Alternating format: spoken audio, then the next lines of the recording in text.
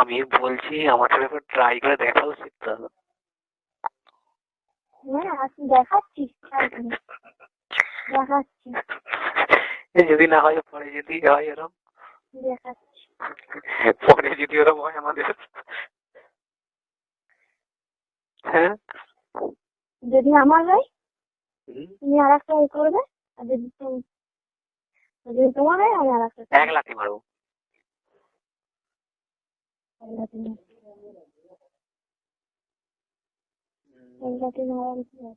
না তোমার খোলাই থাকুক বন্ধই থাকুক আমার, বুঝেছ?